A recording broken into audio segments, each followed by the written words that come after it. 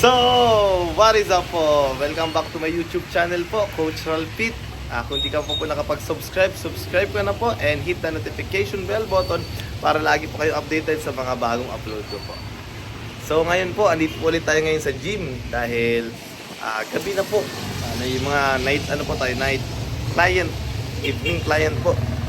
And isa na po dito ngayon, andito din po ngayon kasama po natin ngayon si Kuya Starax TV na nag-workout po. Mga nyo po mamaya, parating din po si Kuya David. May mga ihahanda po tayong katanungan and question na kailangan nilang sagutin, and sigurado po marami kayong mapupulot na na kasagutan and bulong. Kaya stay tuned po, we'll be right back. Woo!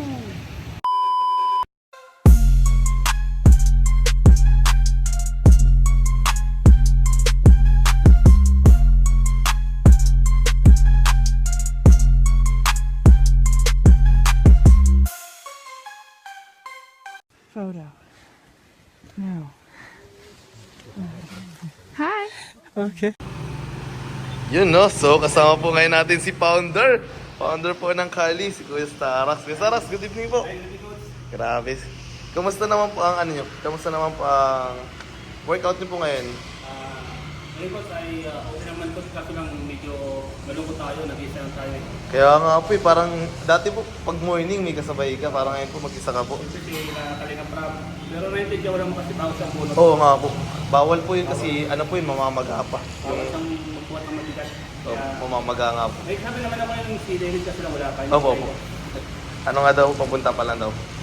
Kuya Starax, may mga tatanong lang muna po ako. Isa muna, mamaya po yung kasunod naman. Okay po. Ang una ko po katanong is, ready ka na po ba sa Kalingap Ball? Ay, ready. Ay, grabe. Susuting ka na po. Meron na. Ay, grabe. Yun, no? Abangan po natin si Kuya Starax. Para po sa pangalawang katanungan mamaya po, tatanungin ulit natin si Kuya Starax. May ano po tayo mga inihandang mga katanungan kay Kuya Starax. Kaya abangan nyo lang po. Sige po mamaya, yung abangan nyo rin yung anak ko sa sayo ko sa Christmas ball. Ay, grabe. Sikat din po. Opo. Ayos po. Grabe. TikTok. May intermission number po. Grabe. Dapat kasama ka po. Dapat kayong dalawa pa sasayaw. Ay, grabe. Sige ba, abangan po namin yun dahil malapit na po. Di ba, ano na po ngayon? 90 na. Yun. Excited na din po ako. Ay, grabe. Siyempre, first time mo na. Ay, opo. Yun nga po. Marami First na time. lang sa'yo ng coach. Ay, grabe. Di na. Siguro. Kaya hindi kita kasama. Oo, kasama po. Balita ko po pati na may iniluluto din sila na intermission. Oo po. Kaya lahat ka daw po. Hindi ko pa alam sa mga kay Carl kung ano. Kapasama mo, yung mga coach. Oo po, baka po, nagbabalak po sila, Carl. Baka kasama po namin sila, Boss D. Oo. Abangan na lang po nila. Yun, sige po. Sige po. Sige, set mo na po. Yun, no? So, ang workout po ngayon ni Kuya Starax is shoulder day. Ano na po yan, pangatlong exercise na po ni Kuya Starax. Kaya medyo fatigue na po.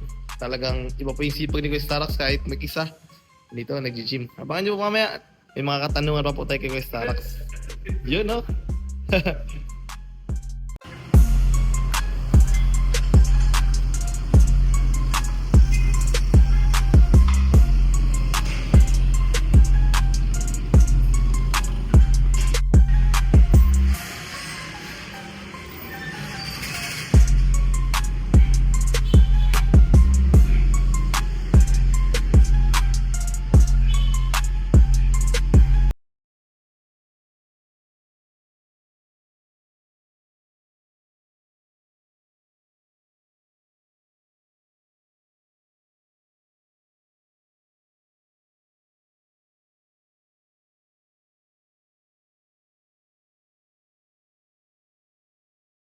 So, ito na po yung part 2 ng interview natin kay Kuya Starax. Yun, grabe. Kuya Starax, konting trivia lang naman po sa mga viewers natin. Tanong lang po, ilang taong ka na po sa Kalingap? Ay, mag 3 years na ako ngayong December. Ay, grabe. Mas buong 3 years na ako. Pang ilang years nyo na po naka-attend sa Kalingap Ball? 3 years na rin. Ah. Hindi, 3 taon na rin. Pang ilan na po ba ngayon dapat? Yung ball po, yung ball. 2021. 3 years na rin ako sa Kalinga. Tapos yung Christmas ball po, ilang taon na po talaga siya ng Kalingap? Every year po, kinaganap namin yan. Ngayon po, pang ilan na po? nakakatatlong athlete na ako. Grabe.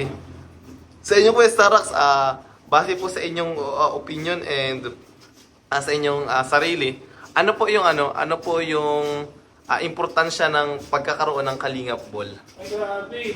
Kasi yan yung pagsama-sama ng lahat ng Team Kalingap. Dito mo makikita yung sinasabing one Kalingap, one family.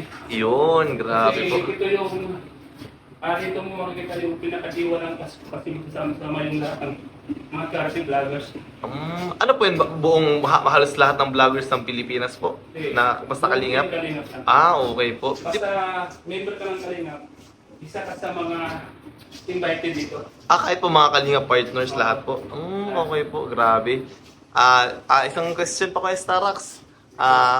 Sa inyo po, ano po yung dapat abangan nila sa Kalingap Ball? Ay, marami kasi wala muna yung mga inaangang mga Latin ay may mga pasabog. Ay, grabe. Kayo po, may pasabog po kayo kay Star? Paghandaan ko pa host. Ay, grabe. Malapit na po pati. Saka talagang dito mo makikita yung mga boys, Kalingap videos, yung mga itinatago nilang mga galing sa pagsayaw, pagsalita. Opo. At siyempre, yung mga regalo. Ayun, grabe. Last year po, ano po yung nakuha nyo regalo? Kung matandaan, parang tawil yata yun. Ay, grabe. Worth of 1,000. Uy, grabe, mahal po pala yung towel na yun. Parang bumili ka na rin po ng halos kalahating kilong bigas po. Grabing towel po yan. Ngayon din, worth of 1,000 ang namin natin siguro. Uy, malay niyo po. Tsaka magpaparapol na po Kuya Jomar. Si Kuya Jomar daw po may 10 sako daw po ipaparapol. Grabe. Sa akong bigas. Sana po makakuha tayo kahit isa, di ba po? Ay, maraming bagay yun pag nakakuha tayo. Yun. Kumbaga, makakagin naman tayo doon. Pwede natin ibigay sa beneficiary o sa pamilya. Di ba? Opo. Tapos ko naman. Opo. So, last na lang kay Starax. Sige. Ano pong masasabi nyo sa mga sa mga beneficiaries nyo po? Sa ngayong parang nyo po Christmas message po sa mga beneficiaries and mga sige, beneficiaries muna po. Sa yung mga beneficiaries ko, coach, sana kahit na tinutulungan sila, kasi may mga dumarating na blessing sa kanila, dapat huwag silang huminto sa paghanap buhay. Dahil sabi nga ni Gabal, hindi naman habang buhay yung pagtulong namin na yun dyan. Para wag po umasa.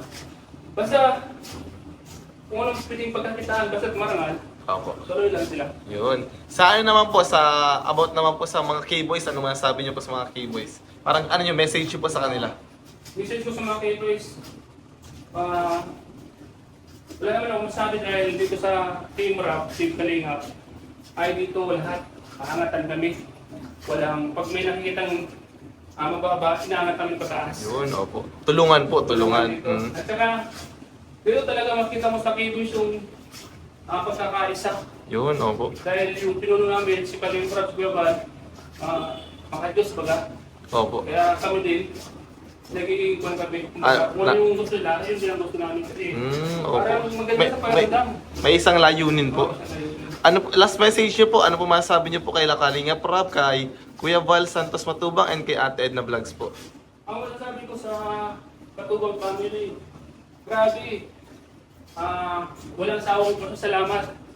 Dahil nung pumunta ako sa Kalingap, zero balance ako, walang-wala ako. Opo.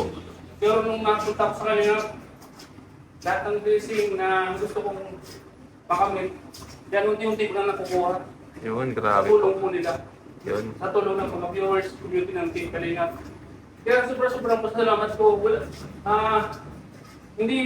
Walang milyon na pasalamat. Dapat nga, bawat nito, pasalamatan ko sila dahil yung tatay na talagang walang-wala ko, sila yung nalapitan ko. Opo. Siguro kung wala ako sa Kalingap ngayon, isa rin siguro ako sa mga beneficiary nila. Kasi tatay talaga namatay yung nanay at tatay ko. Opo. Namatay yung anak ko. Talagang pan ako, blanco utak ko. Opo. Tapos wala pa akong hanap buhay. Opo, opo. Team Kalingap yung parang sumalo. Opo, Kaya grabe. dito na ako kaya. Habang may Kalingap, dito ako.